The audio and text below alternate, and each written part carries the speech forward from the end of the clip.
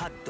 গবেষণায় দেখা গেছে যে স্কুলে এই সমস্ত বাচ্চাদের খাবার সরবরাহ করলে উপস্থিতির হার 50% পর্যন্ত বৃদ্ধি পেতে পারে, আর পড়াশোনা 20% পর্যন্ত বৃদ্ধি পেতে পারে। এবং এই কারণে এই ভিডিওতে পরে আমাকে খুঁজে বের করতে হয়েছিল যে বিশ্বব্যাপী ক্ষুধার আসল কারণ কি, আর যেটা আমি খুঁজে পেয়েছি তা আমাকে অবাক করেছে। এটা পৃথিবীর সবথেকে কঠিন সমস্যা। ক্যারল এখানকার বেশ কয়েকটি স্কুলের প্রিন্সিপাল। তুমি বলছিলে বেশিরভাগ বাচ্চাই অপুষ্টিতে ভোগে, কারণ অবসর সময় তারা খেলা করে না, কেবল শুয়ে থাকে।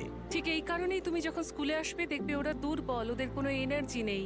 অবসর সময় দেখবে ওরা চুপচাপ বসে আছে, ওরা খেলছে না। আর সবাইকে খাওয়ানোর পর আমি সত্যি অবাক হলাম, কারণ ওদের ব্যবহারে আমি পরিবর্তন লক্ষ্য করলাম। তোমার খাবার ভালো লেগেছে? হ্যাঁ, বাচ্চারা হাসছিল আর সবাই দৌড়াদৌড়ি করে খেলছিল। দেখো ওরা এটার পেছনে দৌড়চ্ছে। আমার মনে হয় না ওরা আগে কখনো ড্রোন দেখেছে। না চাইতেই অসাধারণ দৃশ্য। আজকে ডে নাম্বার কত জানো? হ্যাঁ, 3। কেনিয়ার এই জায়গায় সবার রোজগার খুবই কম। গতকালের তুলনায় স্কুলগুলোর অবস্থা খুবই খারাপ। ওরা প্রতিদিন ঠিকমতো খেতেও পায় না। তাই এদের জীবন পরিবর্তন করতে চেষ্টা করা যাক। এদের মধ্যে বেশিরভাগ জনই প্রতিদিন 1000 ক্যালোরির কম খাবার খায়।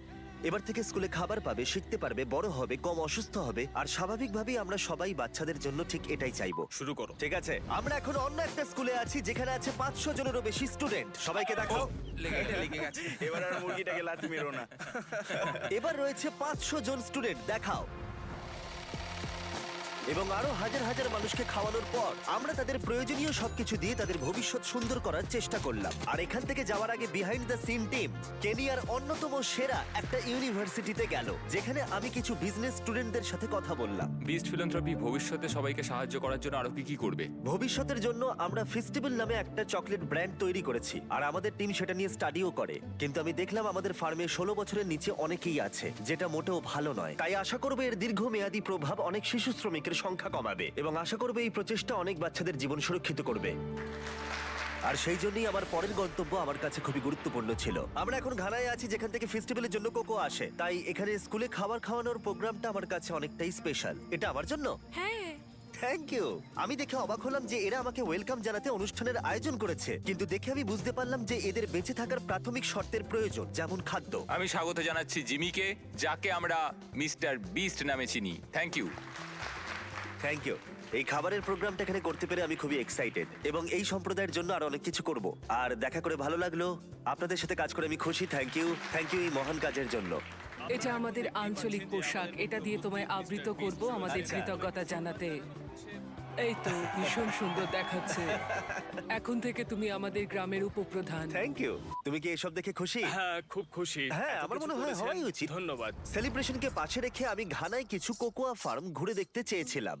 এখানকার কৃষকরা বেশিরভাগই দারিদ্র সীমার অনেক নিচে বাস করে, তাই বেঁচে থাকার জন্য তাদের সন্তানরাও কাজ করতে বাধ্য হয়। আমরা কঠোর পরিশ্রম করি যাতে ফেস্টিভ্যালের সমস্ত কৃষকরা যথাযথ মজুরি পায় আর শিশু শ্রমিকের সংখ্যা কমে। আর এই মিশনটাকে প্রমোট করতে কোকোয়া ফার্মগুলো ঘুরে আমি একটা ভিডিও শুট করলাম। বড় চকলেট কোম্পানি তাদের শ্রমিকদের খুবই কম পারিশ্রমিক দেয়, দিনে প্রায় $1 কম। প্রথম, আমরা আমাদের কোকোয়া চাষীদের যথেষ্ট পরিমাণে পারিশ্রমিক দিয়ে থাকি।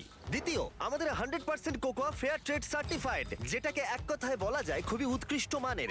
অনেক ধন্যবাদ, অনেক ধন্যবাদ। কাল দেখা হচ্ছে। ঠিক আছে, ঠিক আছে, চলো। জিমি, একবার এদিকে হ্যাঁ, আসবে দেখো। এই নাও। Thank you. মেইন চ্যানেলের ভিডিও যারা দেখো তারা হয়তো এর গুরুত্ব বুঝতে পারো না, কিন্তু এটার জন্য অনেকে স্কুলে আসছে, স্কুল ছাড়ার সংখ্যা কমেছে, বাচ্চারা কোকোয়া ফার্মে কম কাজ করছে, যেটা ফেস্টিভ্যালস করছে।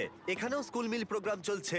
আপনাদের বোঝাতে পারবো না, 10 জন ভর্তি হয়েছিল কারণ গুজব ছড়িয়েছিল যে আমি এখানে খাওয়াচ্ছি। আর যখন আমরা এই প্রোগ্রামটা শুরু করি, তারপর আরো 11 জন এসেছে। তার মানে 21 জন ভর্তি হয়েছে শুধুমাত্র এই কারণে, যেটা দারুণ। ওই 21 জনের মধ্যে বেশিরভাগ জনই কোকোয়া ফার্মে কাজ করত। তারা বলছিল এখানকার 97% বাচ্চা কোকোয়া ফার্মে কাজ করত, আর এখন তারা বিনামূল্যে খাবার এবং শিক্ষা পাচ্ছে। গত কয়েক বছর ধরে আমরা অনেক সমস্যার বিরুদ্ধে লড়াই করছি, যেমন আফ্রিকায় 100টা কূপ খনন করা, গোটা বিশ্বে 100টা বাড়ি নির্মাণ করা, 2000 জনকে হাঁটতে সাহায্য করা, আর 73টা ফিলান্থ্রপি ভিডিও তৈরি করার পরে আমরা এইসব প্রজেক্টে 90 মিলিয়নেরও বেশি অর্থ খরচ করেছি, যেটা হয়তো অনেক বেশি মনে হতে পারে, কিন্তু এখনো অনেক কাজ করা বাকি রয়েছে। আর যখন আফ্রিকার দেশগুলো খাবারের জন্য লড়াই করছে, অন্যদিকে আমেরিকাতে প্রচুর খাবার নষ্ট হয়ে যাচ্ছে। তুমি তোমার জীবনে কতজনকে খাইয়েছো?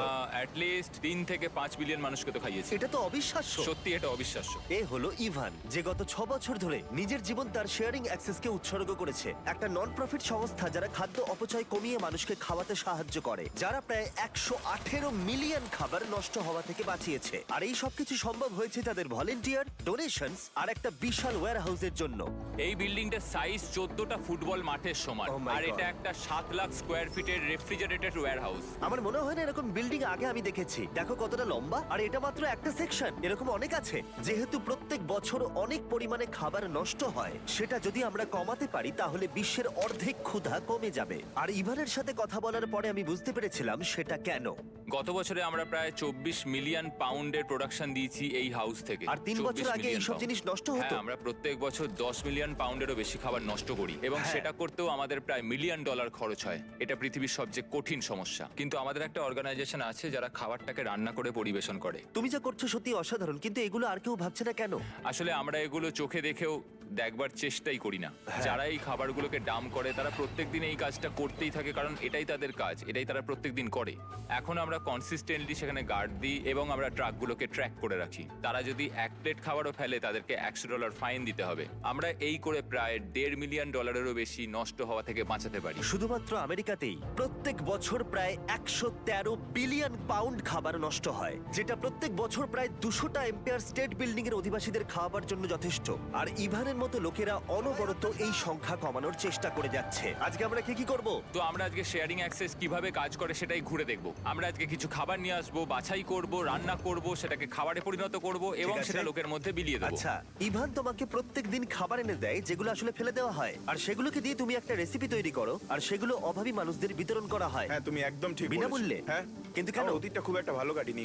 আমার নিজের কোনো বাড়ি নেই, আমি ড্রাগস আর অ্যালকোহলে অনেকদিন অ্যাডিক্টেড ছিলাম, আর আমি বুঝি এই মানুষগুলোর কষ্ট। আমরা এই ভিডিওটা শুট করার সময় 300 জনের খাবার বানিয়ে ফেললাম, কিন্তু মেন চ্যানেলের ভিডিওতে যত ভিউ বাড়বে এখানকার শেফরা তত বেশি হাজার হাজার মানুষকে খাওয়াতে পারবে।